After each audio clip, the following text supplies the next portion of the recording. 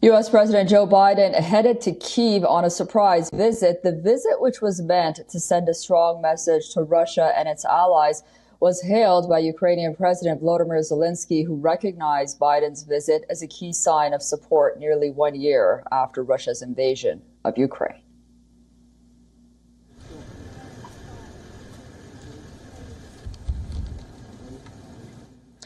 The U.S. president vowed to increase armed deliveries for Ukraine with a new military aid package worth $500 million, including more ammunition for high-mobility artillery rocket systems. He also vowed Washington's unflagging commitment in defending Ukraine's territorial integrity.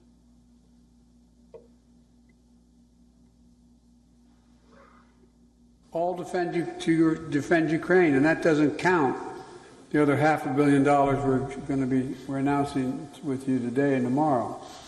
That's going to be coming your way. And that's just the United States in this piece. And just today, that announcement includes artillery ammunition for HIMARS and howitzers, more javelins, anti-armor systems, air surveillance radars to help protect Ukrainian people from aerial bombardments. Upon reaching Kyiv, the U.S. president tweeted that over the last year, the United States has built a coalition of nations from the Atlantic to the Pacific to help defend Ukraine with unprecedented military, economic, and humanitarian support. And that support will endure. In another tweet, he added that when Putin launched his invasion nearly 1 year ago, he thought Ukraine was weak and the West was divided. He thought he could outlast the U.S., but he was dead wrong. According to the White House, Biden has left Kyiv.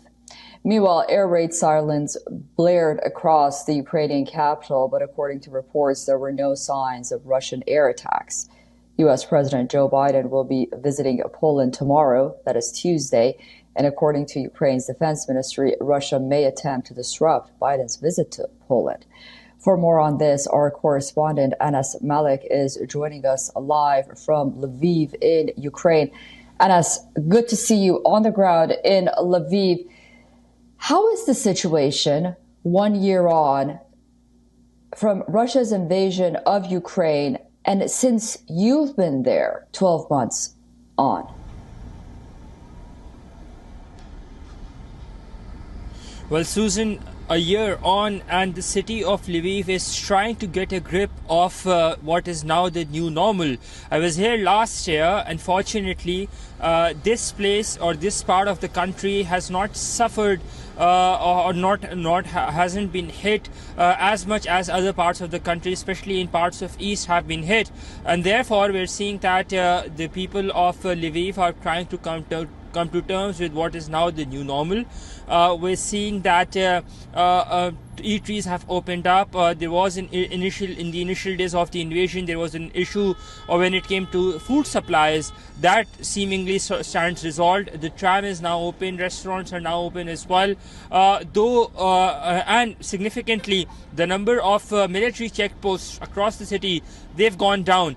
They remain there, but compared to what it was last year, it's nothing even closer. We cannot specify the exact number owing to restrictions and coverage restrictions here by the Ukrainian authorities. But in my travel from Poland all the way to Lviv, it has significantly gone down. Now, this visit, which you were just pointing to by President Biden, it is significant by all means. This is the first visit by any U.S. president to Kyiv since 2008. The last being done in 2008 by the then U.S. President George W. Bush. And since then, we haven't seen any visit being formulated. It comes in the backdrop, of course, as the Russian invasion to Ukraine completes 1 year on the 24th of February.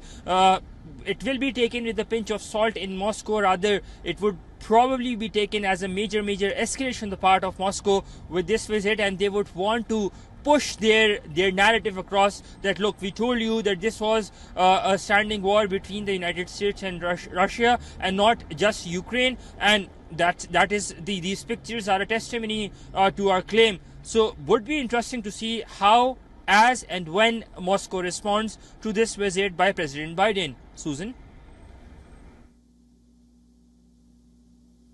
Anas, thank you so much for that update, and we'll be talking to you very soon, shortly, getting more updates. President Biden is heading your way to cross to go to Poland, and we'll be getting more news from you regarding his visit to Poland as well. Stay safe and stay warm. We'll talk to you soon. Thanks for that update, Anas. Okay, so for more on what's happening with the U.S. and NATO and how they plan to move forward in their support for Ukraine, we are joined by Elizabeth Loris. She is adjunct fellow at the Pacific Forum. She's joining us from Taiwan. Elizabeth, welcome back to WION.